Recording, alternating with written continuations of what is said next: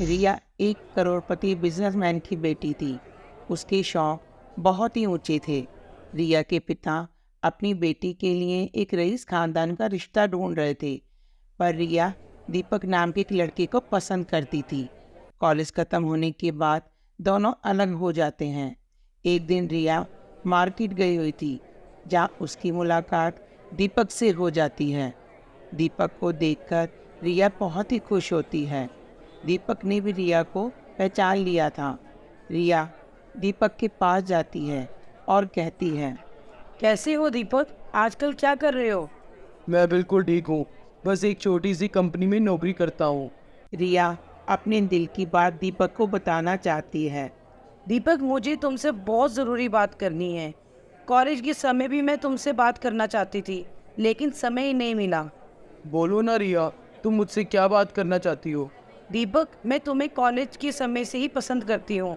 तुम बहुत ही सीधे साधे और ईमानदार हो। मुझे इसी तरह का जीवन साथी चाहिए। मैं तुमसे बहुत प्यार करती हूँ। रिया, मैं तुमसे शादी नहीं कर सकता। आखिर क्यों दीपक? मुझ में ऐसी क्या कमी है? नहीं नहीं रिया, तुम में कमी नहीं है, कमी तो मुझ में है। तुम तो बहुत अच्छी हो। तुम एक करोड़पति खानदान की लड़की हो और मैं गरीब। मैं तुम्हें 2 टाइम की रोटी भी ढंग से नहीं दे सकता। मैं किराए के मकान में रहता हूँ।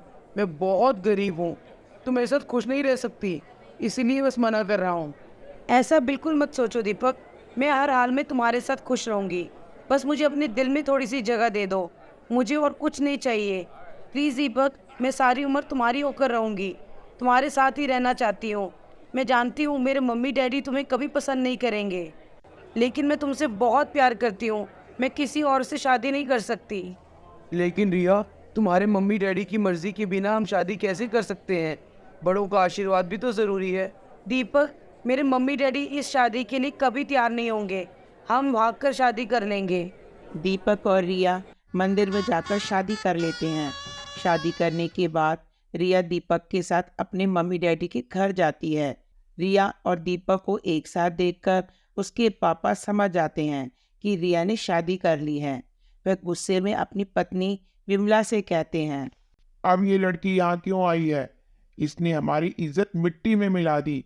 इस लड़के की औकात नहीं हमारे साथ खड़े होने की। रिया, तुम महलों में पली बड़ी हो, तुम्हें नहीं पता गरीबी क्या होती है। जब भूखी मरोगी ना तो सारे प्यार शायद सब भूल जाओगी। बिमला, बिमला, इसको कहो यहाँ से चली जाए। जिसने अपने माँ बाप की इज्जत की परवाह नहीं करी, वो लड़की हमारे लिए मर चुकी है। चली जाओ यहाँ से। रिया, तुम्हारे पापा इस समय बहुत गुस्से में हैं। तुम अपने पति को लेकर यहाँ से चली जाओ। रिया रोते हुए अपने मायके से चली जाती है। जब वो अपने ससुराल पहुंची तो उसने देखा एक टूटी फूटी झोपड़ी है। दीपक रिया को अंदर चलने के लिए कहता है। घर में दीपक की माँ और उसकी बहन थी। जैसे ही दीपक की माँ वर्षा दीपक और रिया को देखती है तो वो हैरान हो जाती है। दीपक अपनी माँ को सारी बात बताता है। बेटा, अगर तुमने शादी ही करनी थी तो पहले हमें बता देते, हम भी मंदिर पहुंच जाते। चलो कोई बात नहीं बहू, हम बहुत गरीब हैं, लेकिन तुम्हें कोई परेशानी नहीं होने देंगे। तुम्हें यहाँ मायके से बढ़कर प्यार मिलेगा। सोनम बेटा, जरा जा आरती की थाली तो तैयार कर, भाभी का गृह प्रवेश करना है। अच्छा माँ, अभी लेकर आती हूँ। वर्षा बेटे बहू की आरती करके उनका गृह प्रवेश करती है। जैसे ही दीपक और रिया का गृह प्रवेश होता है, सोनम अपनी भाभी को देखकर बोलती है, भाभी, आप तो बहुत ही सुंदर हो। ऐसा लगता है जैसे हमारे घर कोई परी उतर आई हो। माँ, मैं भाभी के लिए कुछ अच्छा बना कर लाऊं? सोनम बेटा, पहले चादर बिछा दे, बहू बहुत थक गई होगी। पहले थोड़ा सा आराम करने दे, फिर भाभी के लिए कुछ अच्छा सा बनाना। अपने प्रति इतना प्यार देखकर रिया की आंखों में खुशी के आंसू आ जाते हैं। अगले दिन सुबह 5 बजे शोर आना शुरू हो जाता है, जिससे दीपक रिया की भैया, आंख खुल दीपक जाती भैया। है। दीपक भैया, पानी आ गया है, जल्दी से नहा धो लो। फिर पानी भी तो भरना है ना, नहीं तो तैर कर चला जाएगा। हमारे घर में पानी की टंकी नहीं लगी है जिससे हम पानी स्टोर कर सकें। नहीं, हमारे घर मोटर नहीं लगी। यहाँ कॉलोनी में पानी सुबह और शाम आता है, इसलिए हमें भरकर रखना पड़ता है। दीपक, आपको भी पानी भरकर रखने में परेशानी होती है और सुबह सुबह नींद भी खराब हो जाती है। आप पानी की मोटर लगवा लो ताकि माँ जी को भी थोड़ा आराम मिले और उनको भी कोई परेशानी ना हो। रिया, हमारे पास इतने पैसे नहीं हैं जिससे मैं पानी की मोटर लगवा सकूं। फिर भी मैं पूरी कोशिश करूंगा कि जल्द से जल्द पानी की मोटर लगवा लूं। भैया जल्दी आओ, माँ बुला रही है। अभी आ रहा हूँ। कुछ दिनों बाद ऐसे ही समय बीतता गया। एक दिन रिया अपनी सास और ननद के साथ सब्जी खरीदने बाजार जाती है, जहाँ उसे अपनी मम्मी पापा दिखाई देते हैं। रिया के मम्मी पापा ने भी रिया को देखा। वो कार में बैठे हुए रिया को देख रहे थे, लेकिन रिया को देखकर उसके पापा विमला से बोले, देखा तुमने अपनी बेटी को एक गलत फैसला करके कैसे गरीबी की जिंदगी जी रही है। हमारी बेटी इतनी नाजों से पली बड़ी है और आज दर दर की ठोकरें खा रही है। पता नहीं इसने दीपक में ऐसा क्या देखा, हमारी फूल सी बच्ची आज मुरझा गई है। मुझे इसकी शक्ल तक भी नहीं देखनी। ऐसा मत कहो जी, है तो हमारी ही बेटी ना, एक बार उससे मिल तो लो। देखो ना, बच्चों से गलती अगर हो भी जाती है तो बड़े माफ़ भी तो कर देते हैं। ऐसे रिश्ते थोड़ी छोड़े जाते हैं। क्या कहा तुमने? उस बेटी से मिल लूं जिसने हमारी इज्जत को मिट्टी में मिला दिया? मैं उससे मिलना नहीं चाहता। अपनी बेटी को अनदेखा करके वो आगे निकल जाते हैं। जब गाड़ी आगे चली जाती है तो रिया अपनी सास को कहती है, माँ जी, मेरे पापा ने मुझे देखकर भी अनदेखा कर दिया। वो मुझसे अभी तक नाराज हैं। हो सकता है बहू उन्होंने तुम्हें देखा ही ना हो। माँ बाप अपने बच्चों से कभी नाराज नहीं होते। देखना एक दिन वो तुमसे मिलने जरूर आएंगे। चलो बहू घर चलते हैं। उस समय रिया का मन बहुत ही खराब हो जाता है। एक दिन दीपक काम से घर नहीं लौटा। सबको बहुत चिंता हो जाती है। तभी बस्ती के कुछ लोग वहां आ जाते हैं। अरे वर्षा बहन, अरे वर्षा बहन, तुम्हारे बेटे का एक्सीडेंट हो गया है। कुछ लोग उसे हॉस्पिटल लेकर गए हैं। क्या कहा? क्या कहा तुमने? मेरे बेटे का एक्सीडेंट हो गया है? कौन से हॉस्पिटल में लेके गए हैं मेरे बेटे को? कौन से? बहू बहू जल्दी आ, चल हॉस्पिटल चले। आ ना, जल्दी देखें। यह कहकर वर्षा रोने लगती है।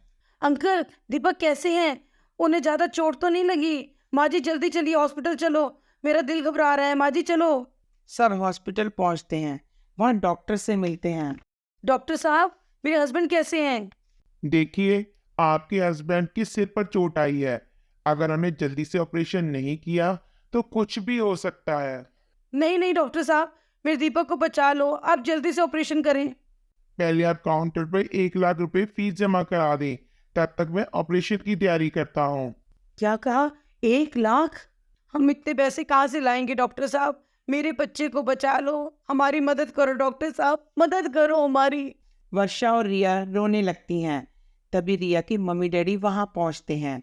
मेरी बच्ची, रो मत, भगवान पर भरोसा रख, सब ठीक हो जाएगा। हमारे दामाद को कुछ भी नहीं होगा। बहन जी, अब घबराओ मत, सब ठीक हो जाएगा। रिया के पापा पैसे जमा करवाते हैं। उसके बाद रिया के पास जाकर बोलते हैं, रिया बेटे, हम सब तुम्हारे साथ हैं। देखना, दामाद जी को कुछ भी नहीं होगा। आप सब बस्ती वालों का बहुत बहुत धन्यवाद। आप सब ने मिलकर मेरे दामाद को हॉस्पिटल पहुंचाया। आप सबका प्यार ही मेरी बच्ची की असली दौलत है। रिया बेटे, मुझे अपनी गलती का एहसास हो गया है। अगर बच्चे ही साथ नहीं होंगे तो ऐसी धन दौलत का क्या फायदा। मुझे माफ कर दे मेरी बच्ची। रिया अपने पापा के गले लग जाती है। आज रिया के पास अपनों का साथ था और बस्ती वालों का प्यार भी था। वो बहुत खुश थी कि उसके माँ बाप ने उसे अपना लिया है। इतने में डॉक्टर आकर बताते हैं कि दीपक अब खतरे से बाहर है। सब दीपक से मिलने जाते हैं और दीपक को देखकर रिया के पिता कहते हैं, दीपक बेटा, तुम्हारी फैमिली बहुत ही अच्छी है और सब बस्ती वाले भी तुमसे बहुत ही प्यार करते हैं। सारी रात यहीं खड़े रहे हैं। मुझे माफ कर दो बेटे, आज मुझे अपनी बेटी की पसंद पर ना आ जाए। नहीं नहीं पापा, आप मुझे माफ़ी मांगकर शर्मिंदा मत कीजिए। मैं आपका बेटा हूँ। आप मुझसे हक से बात कर सकते हैं।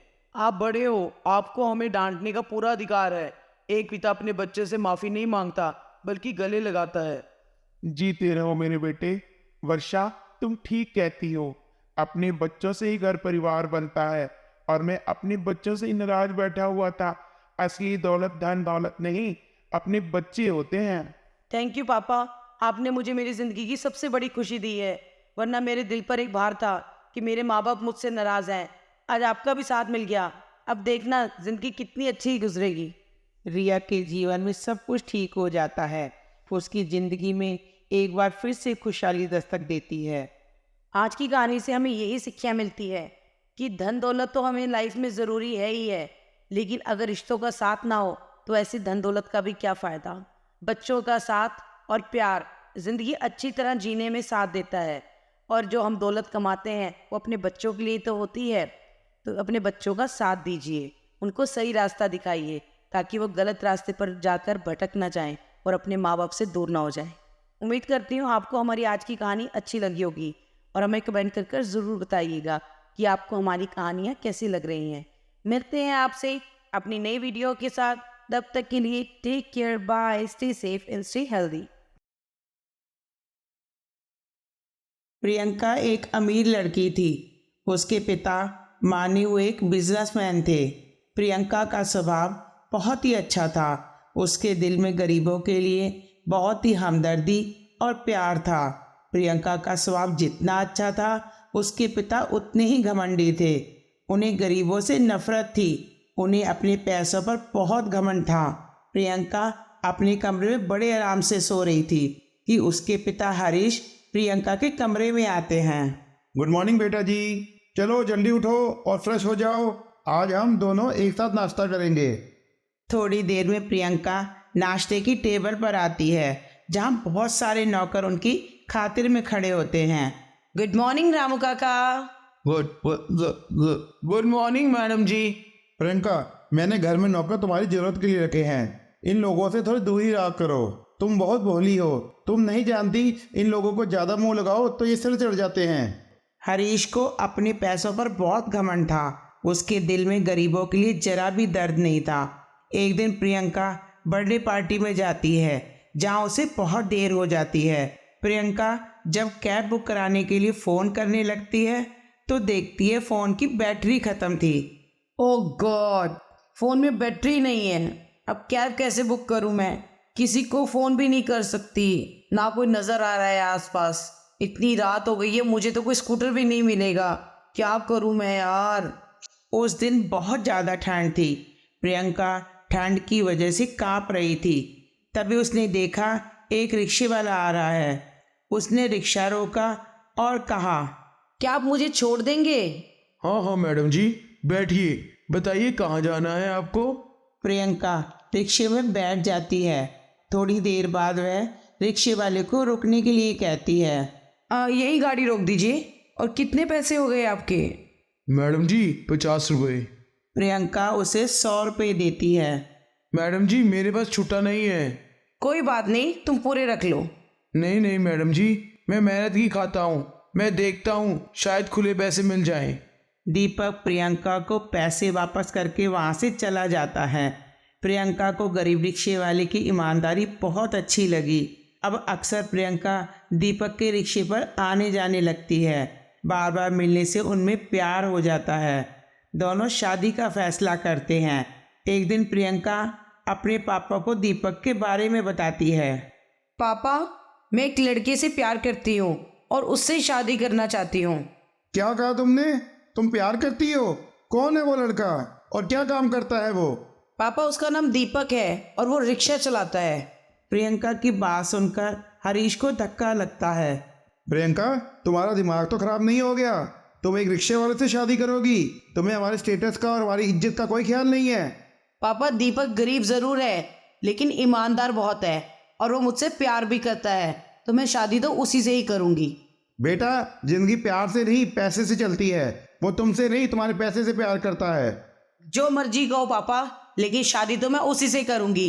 इसलिए मैं जा रही हूँ ये घर छोड़कर और कभी लौट कर नहीं आऊँगी। तुम उसके प्यार में इतना पागल हो गई हो कि तुम्हें सही और गलत में पता नहीं लग रहा और तुम मुझसे जुबान लड़ा रही हो। देखो प्रियंका, मैंने ये नाम दौलत बड़ी मेहनत करके कमाई है। आज मेरा समाज में एक रुतबा है और तुम उस लड़के से शादी करना चाहती हो जो हमारे नौकर की बराबरी भी नहीं कर सकता। मैं उस 2 कौड़ी के इंसान को कभी अपना दामाद नहीं बनने दूंगा। इसलिए तुम भी अपना दिमाग खोल के सुन लो, उस लड़के से तुम शादी नहीं कर सकती। पापा की बात सुनकर प्रियंका रोने लगती है और अपने कमरे में चली जाती है। उसके जाते ही हरीश भी उसके कमरे में आता है और कहता है, प्रियंका बेटा, मैं तुम्हारा दुश्मन नहीं हूँ। मैंने तुम्हें इतने नाजों से पाला है। तुम उस गरीब लड़के के साथ कैसे रहोगी बेटा? वो रिक्शे वाला तुमको 2 टाइम की रोटी भी नहीं खिला पाएगा। तुम उसको भूल जाओ। मैं तुम्हारा दुश्मन नहीं हूँ। तुम्हारी शादी मैं एक अच्छे लड़के से करवाऊंगा जो तुम्हारा बहुत ख्याल रखेगा। नहीं पापा, मैं उसे नहीं बोल सकती। आपको लगता है कि दौलत ही सारी खुशियाँ दे सकती है?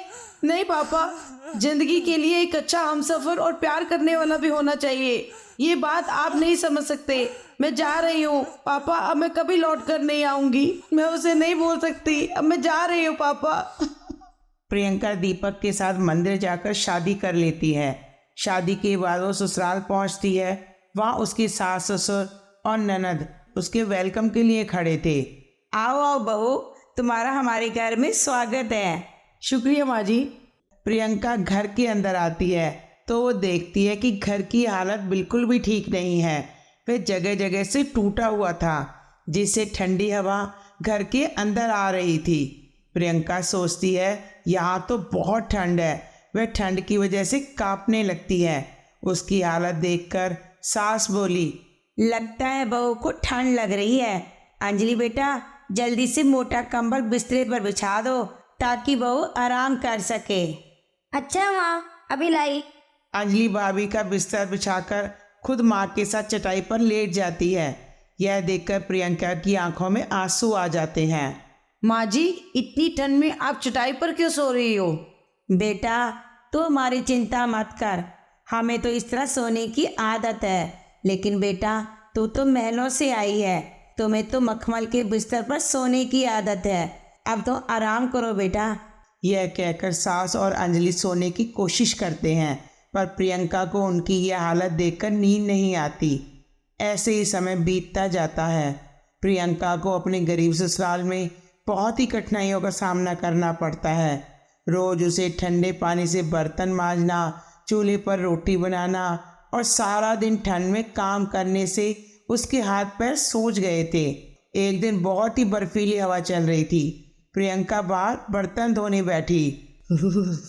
आज तो बहुत ठंड है। पानी भी इतना ठंडा है कि हाथ डालने को मन नहीं कर रहा। ठंड की वजह से मेरे हाथ पैर भी सुन्न हो गए हैं। इतने में अंजलि आ जाती है। भाभी आप अंदर जाओ, बर्तन मैं धो लूंगी। मैंने चूल्हे में आग जला दी है। आप उसके पास बैठकर खाना बना लो। इससे आपके हाथ पैर भी ठीक हो जाएंगे और आपको अच्छा भी लगेगा। उसकी बात सुनकर प्रियंका चूल्हे के पास बैठकर खाना बनाने लगती है। लकड़ी गीली होने की वजह से चूल्हे में आग ढंग से नहीं जल पाती।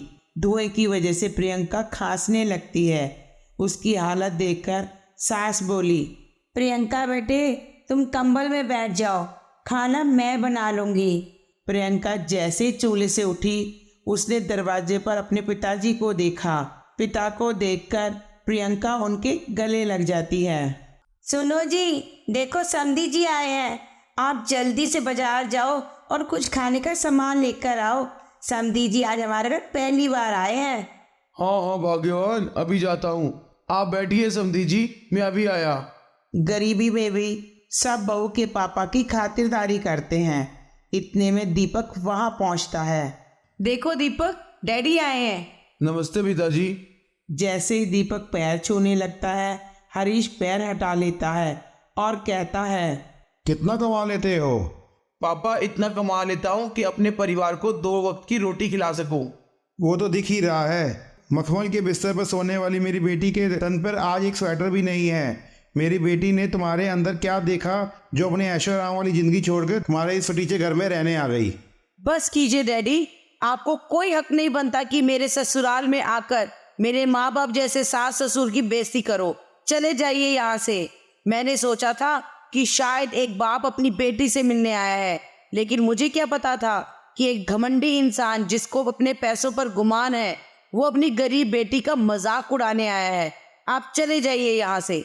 बेटी से नाराज होकर हरीश वहाँ से चला जाता है। बहू, तुम्हें अपने पिता से ऐसे बात नहीं करनी चाहिए थी। वो नाराज होकर यहाँ से चले गए हैं। प्रियंका, माँ ठीक कह रही है। वैसे भी उन्होंने कुछ गलत तो नहीं कहा था। हर माँ बाप चाहते हैं कि उनकी बेटी ऐशो आराम की जिंदगी जिए और मैं तुम्हें गरीबी के अलावा कुछ नहीं दे सका। ऐसा मत कहो, मेरे डैडी के घर में सिर्फ पैसा है, प्यार नहीं। और तुम्हारी वजह से मुझे इतना प्यार करने वाला परिवार मिला है। मैं यहाँ बहुत खुश हूँ। जुग जुग जियो बेटी, तुम जैसी बहू पाकर तो हम धन्य हो गए हैं। लगता है पिछले जन्म में मैंने जरूर कुछ अच्छे काम किए होंगे, तभी तो तुम्हारी जैसी प्यारी बहू मिली है मुझे। ऐसे ही समय बीतता जाता है। प्रियंका प्रेग्नेंट हो जाती है। अब गर्मियों का मौसम भी आ गया था। एक दिन प्रियंका बाहर धूप में बैठकर उपले बना रही थी। यह देखकर उसकी सास ने कहा, बहू ये तुम क्या कर रही हो? इतनी धूप में बैठकर उपले बना रही हो? बेटा तुम्हें 8वां महीना लगा हुआ है, तुम इतना काम क्यों करती हो? माँ जी, मेरे पति भी तो इतनी कड़ी धूप में रिक्शा खींचते हैं जिससे हमारा पेट भर सके, और अंजलि बेचारी सड़क से गोबर उठाकर लाती है।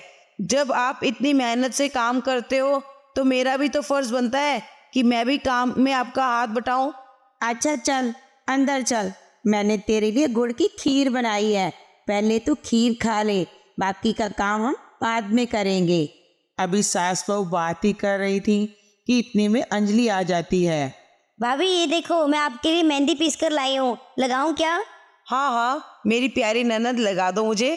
अंजलि प्रिया को मेहंदी लगाती है और उसकी सास उसे प्यार से खीर खिलाती है। तभी दरवाजे पर खड़े हरीश की आंखें खुशी से भर जाती हैं। बिटिया ये देखो तुम्हारे पापा आए हैं। आइए समधी जी, अंदर आइए। भाई साहब, आपकी चौखट में आने का मन तो नहीं था, मगर अपनी बेटी के प्यार के पीछे मजबूर हूँ, तभी आना पड़ा। मगर आज आप लोगों का प्यार देखकर मुझे बहुत खुशी हो रही है। मेरी बेटी ने ससुराल चुनने में कोई गलती नहीं करी। मेरी बेटी बहुत किस्मत वाली है जिसे इतना प्यारा ससुराल मिला। यह सुनकर प्रियंका हरीश के गले लग जाती है। हरीश उसे प्यार करते हुए कहता है, मुझे माफ़ कर दे बेटे, मैं दौलत के नशे में इतना अंधा हो गया था कि तेरा असली प्यार समझ नहीं पाया। सारे शिकवे गिले खत्म होने के बाद सब एक साथ खुशी खुशी रहने लगते हैं। इस कहानी से हमें ये शिक्षा मिलती है, रिश्तों से बड़ा पैसा नहीं होता। हमें पैसों को अहमियत नहीं देनी चाहिए, रिश्तों को देनी चाहिए। क्योंकि अगर परिवार एक साथ होता है तो हम बड़ी सी बड़ी मुसीबतों को भी आसानी से झेल सकते हैं। अगर आपको हमारी ये कहानी पसंद आई है तो इसे लाइक और ज़्यादा से ज़्यादा शेयर कीजिए। अगर आपने हमारा चैनल अब तक सब्सक्राइब नहीं किया है तो इसे सब्सक्राइब जरूर कर लीजिए। तो मिलते हैं अपनी नई कहानी के साथ, तब तक के लिए take care, bye, see you.